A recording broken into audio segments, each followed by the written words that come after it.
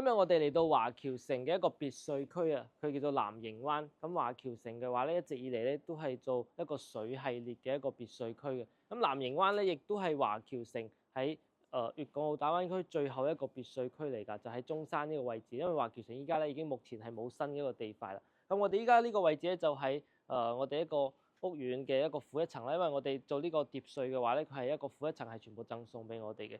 咁可以見到出邊其實係範圍係好大啦，側邊都係有一個長廊去俾我哋用嘅。咁負一呢度咧，我哋係可以作為一個休閒一個地方啦，因為負一呢度係接住呢個水系嘅。咁首先見到我哋入嚟呢度咧係一大扇嘅門入嚟。咁其實呢度面積都幾大嘅，差唔多有一個60個方啦。咁我哋可以喺呢度做一啲招呼朋友啊，又或者自己平時娛樂嘅一個地方嘅。旁邊又可以放啲健身嘅器材啦。咁我哋樓上一共加埋咧，我哋係有3層半嘅一個建築俾我哋嘅。所以呢個下疊嘅話，我覺得佢設計係特別好，而且特別闊，唔會話好似一啲4聯排啊或者雙拼咁會比較窄咯，咁樣細個空間就會比較少。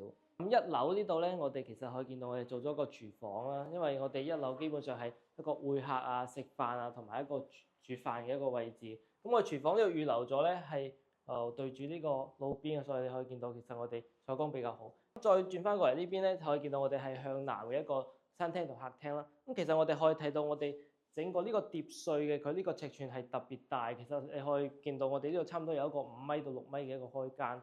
咁其實我覺得尺寸係比較大，而且佢入邊仲可以做房間俾我哋。咁呢邊係做咗一個書房同埋衛生間俾我哋。所以如果我哋可以利用起身嘅話，整個一樓呢邊咧可以做到一個10米嘅開間都係冇問題。咁我哋上到嚟2樓呢邊咧，可以見到我哋係房間比較多嘅，咁可以見到我哋呢度係有一個儲物嘅空間啦。咁呢個房間嘅話咧，其實係朝北嘅。咁朝北呢邊咧，我哋都係做咗個露台啦。咁可以見到其實華僑城佢喺設計呢一啲別墅嘅空間嘅時候咧，可以見到佢係特別足嘅。包括我哋呢度咧，都係仲有一個使用嘅一個位置。所以對比翻其他嘅一個發展商嚟講咧，華僑城佢嘅一個別墅產品咧，其實係我覺得係比較大。呢邊其實有2間套房都係比較大。